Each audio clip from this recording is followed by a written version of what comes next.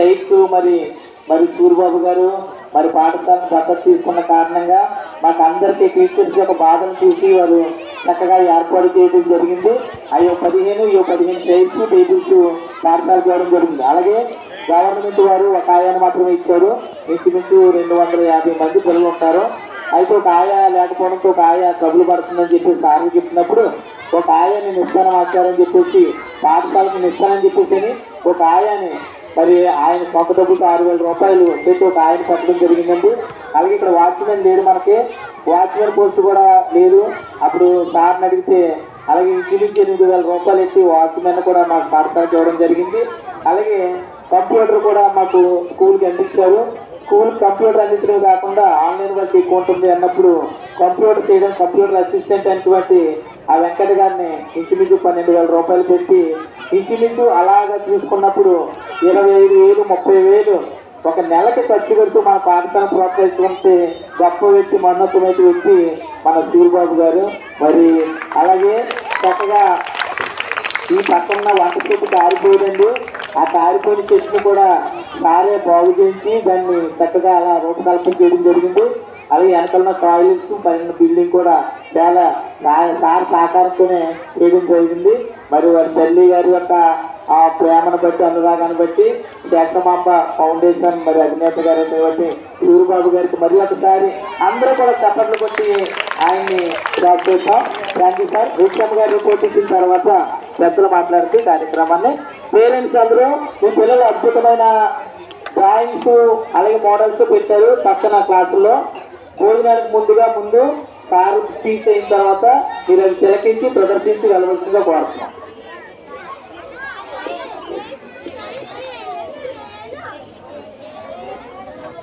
అదే మా పాఠశాల ఆహ్వానాన్ని అందించి మనం ప్రేమించి మన పాఠశాలకు వచ్చేసిన ఈ కార్యక్రమాన్ని దిగ్విజయంగా జరిపించుకున్న మన చిత్తూరు సూరిబాబు గారికి అలాగే మా అన్నయ్య వాసుదేవరావు గారికి ఇంకా వారి బృందం అందరికీ మా పాఠశాల తరఫున మా స్టాఫ్ తరఫున అందరి తరఫున కృతజ్ఞతలు తెలియజేసుకుంటున్నామండి. మరి మా పాఠశాలలో 250 మంది పిల్లలు చదువుతున్నారు. మరి ఈ మధ్యనే జూన్ నుండి ఇది అప్గ్రేడ్ అయింది. 250 మంది ఉన్నారు. ఎలిమెంటరీ స్కూల్కి ఒక పిఎస్ హెచ్ఎంని ఇచ్చారండి. హై స్కూల్కి నన్ను హెచ్ఎంగా ఇచ్చారు. అయితే 15 మంది స్టాఫ్ ఉన్నాము. ఈ మధ్యనే బయాలజీ టీచర్ కాలం చేసి ఉన్నారు. వారి స్థానంలో డిప్యుటేషన్ని వేయమని ఒక డిఓ గారికి కూడా లెటర్ ఇవ్వడం జరిగింది. డిప్యుటేషన్ త్వరలోనే వేస్తామన్నారు. తర్వాత ఈ పాఠశాలలో మధ్యాహ్న భోజనం జరుగుతుందండి. ఇస్కాన్ వాళ్ళ దగ్గర నుంచి భోజనం తీసుకొస్తున్నాము.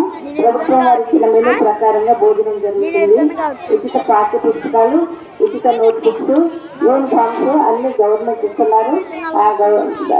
అన్ని సదుపాయాలు పిల్లలకి కల్పిస్తున్నారండి ప్రభుత్వం వాళ్ళు. తర్వాత పాఠశాలకు కావాల్సిన ల్యాబ్లు, పాల్ ల్యాబ్ కానీ మరి సైన్స్ ల్యాబ్స్ కానీ మ్యాథ్స్ కిట్స్ కానీ అన్ని ప్రభుత్వం ద్వారా మనకు వస్తున్నాయి.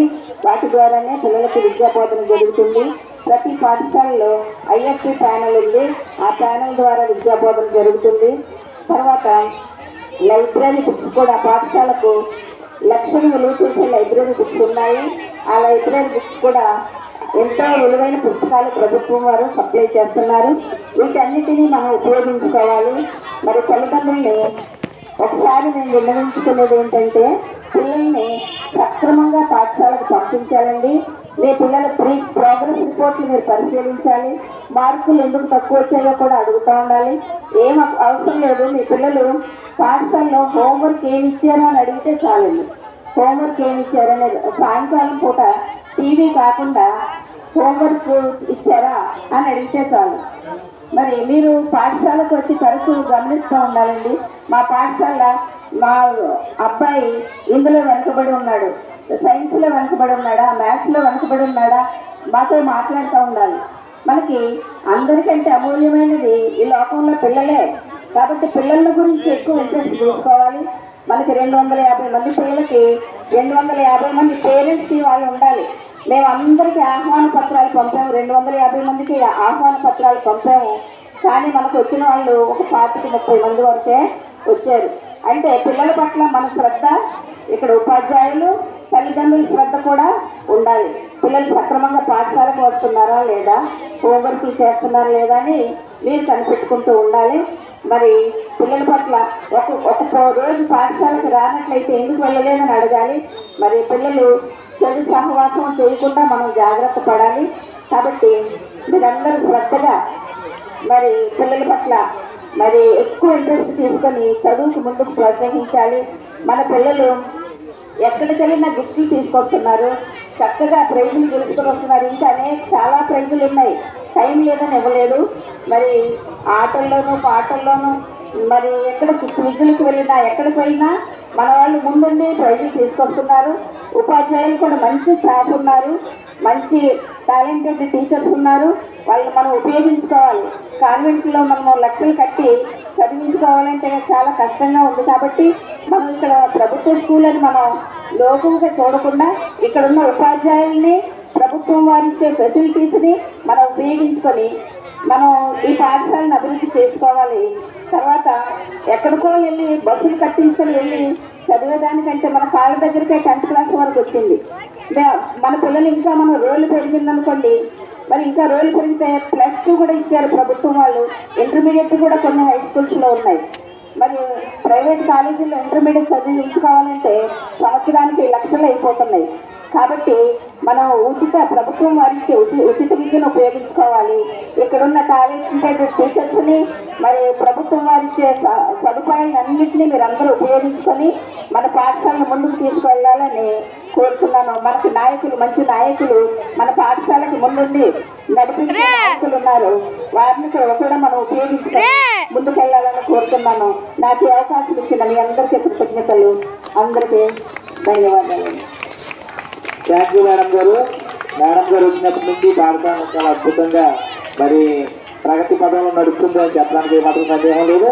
ఇప్పుడు మన గౌరవనీయులు పెద్దలు ఏఎంసీ చైర్మన్ అన్నటువంటి మారిని వాసుదేవరావు గారు పిల్లల్ని పాఠశాలని శాఖ ఉద్దేశించి మాట్లాడతారు. చెప్పండి కొడతాం.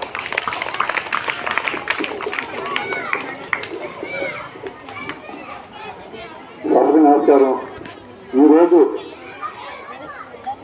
మెగా పేరెంట్స్ కార్యక్రమానికి ముఖ్య అతిథులుగా విచ్చేసిన మా సూర్యబాబు గారికి, అలాగే మా సోదరిమణులకి, ఉపాధ్యాయులకు, అలాగే విద్యార్థుల తల్లిదండ్రులకు నా యొక్క హృదయపూర్వక ధన్యవాదాలు తెలియజేసుకుంటున్నాను.